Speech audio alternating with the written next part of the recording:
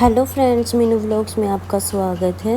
88,000 ब्राह्मणों को भोजन कराने से हमें जो पुण्य फल प्राप्त होता है, उतना ही पुण्य फल प्राप्त होता है योगिनी एकादशी का व्रत और पूजन करने से।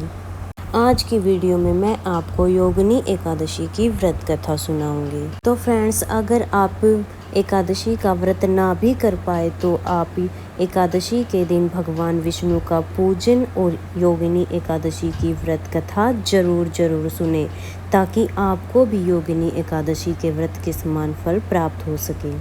व्रत कथा सुनने के लिए मैंने 1 लोटा जल ले लिया है और अपने सीधे हाथ में थोड़े से तिल के दाने लिए हैं। तिल के दाने लेकर या फूल लेकर हम एकादशी की व्रत कथा सुनते हैं। तो चलिए व्रत कथा शुरू करते हैं। फ्रेंड्स, मैं आप लोगों को बता देती हूँ कि योगिनी एकादशी का जो व्रत है वो 2 दिन ही रखा जाएगा। कुछ लोग 21 जून को ये फास्ट रखेंगे और कुछ लोग जो है 22 जून को ये फास्ट रखेंगे, क्योंकि 22 जून को 4 साढ़े 4 बजे तक जो है एकादशी है। तो किसी भी दिन ये फास्ट रख सकते हैं। पूरा दिन तो 21 तारीख को ये फास्ट रखा जाएगा। तो चलिए व्रत कथा शुरू करते हैं। एक समय भगवान श्री कृष्ण और महाराज युधिष्ठिर के बीच एक अत्यंत महत्वपूर्ण बात हो रही थी। महाराज युधिष्ठिर ने भगवान श्री कृष्ण से पूछा, हे मधुसूदन, आपने मुझे जेठ मास के शुक्ल पक्ष में आने वाली निर्जला एकादशी के बारे में बताया है। अब मैं आषाढ़ मास के कृष्ण पक्ष में आने वाली एकादशी के बारे में जानना चाहता हूँ। भगवान श्री कृष्ण ने उत्तर दिया, राजन, आषाढ़ मास के कृष्ण पक्ष में आने वाली एकादशी का नाम योगिनी एकादशी है। यह एकादशी बड़े से बड़े पापों को भी नष्ट करने की क्षमता रखती है। योगिनी एकादशी की व्रत कथा अनुसार अलकापुरी के राजा कुबेर देवताओं के कोषाध्यक्ष थे। वह भोलेनाथ के परम भक्त थे। उनके नगर में हेमा माली नाम का एक सेवक रहता था, जो प्रतिदिन मानसरोवर से एक विशेष फूल लेकर आता और उसे भोलेनाथ की पूजा हेतु कुबेर को प्रदान करता था। हेमा माली पूरी निष्ठा पूर्वक अपने स्वामी की सेवा करता था। कुबेर भी उससे बहुत ही खुश रहते थे। इसी सेवक हेमा माली की पत्नी बहुत सुंदर थी, जिसका नाम विशालाक्षी था। हेमा माली अपनी पत्नी के प्रति बहुत आसक्त था।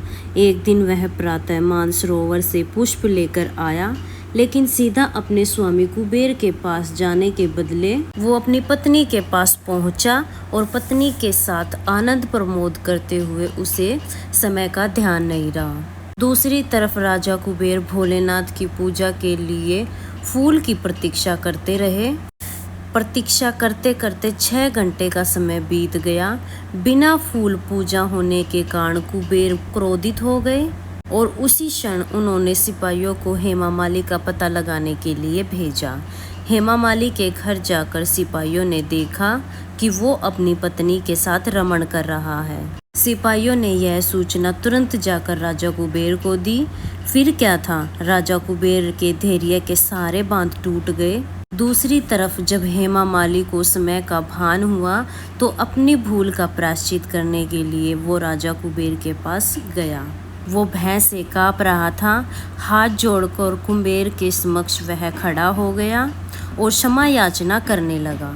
लेकिन कुबेर अत्यंत रोष में बोले, हे मूर्ख, तू पापी है। अपनी पत्नी के प्रति आसक्ति के कारण आज तुमने मेरे आराध्य देव भोलेनाथ के प्रति अपराध किया है। इसलिए मैं तुम्हें श्राप देता हूँ, इसी समय तुम्हारा पतन हो जाए, तुम्हारा संपूर्ण शरीर कोढ़ से ग्रस्त हो जाए, तुम पृथ्वी पर अपने कर्मों की सजा भुगतो और अपनी पत्नी से सदा सर्वदा के लिए दूर हो जाओ।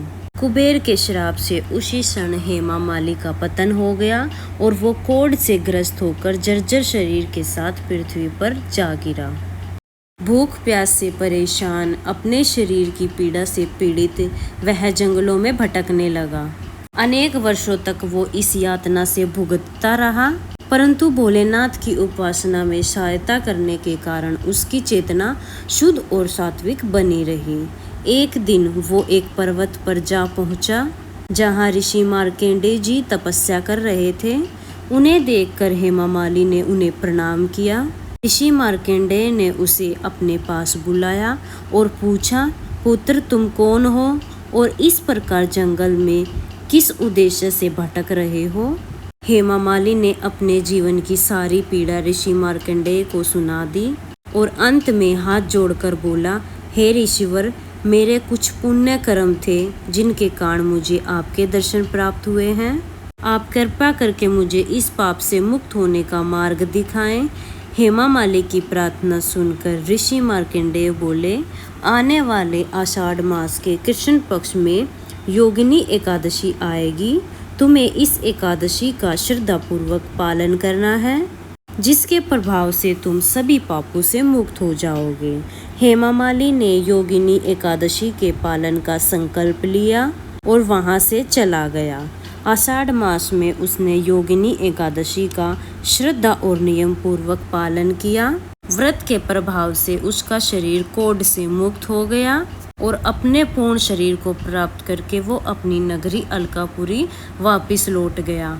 आगे भगवान श्री कृष्ण कहते हैं, हे धर्मराज युधिष्ठिर, जो व्यक्ति योगिनी एकादशी के व्रत का पालन करता है उसे 88,000 ब्राह्मणों को भोजन कराने जितना पुण्य फल प्राप्त होता है और अंत में आध्यात्मिक लोक को प्राप्त करता है। इस तरह से हमारी योगिनी एकादशी की व्रत कथा पूर्ण हो जाएगी। व्रत कथा सुनने के बाद हमने जो हाथ में तिल और फूल लिए हैं वो हम विष्णु भगवान को समर्पित कर देंगे और जो जल है वो हम सूर्य देवता को अर्घ दे देंगे।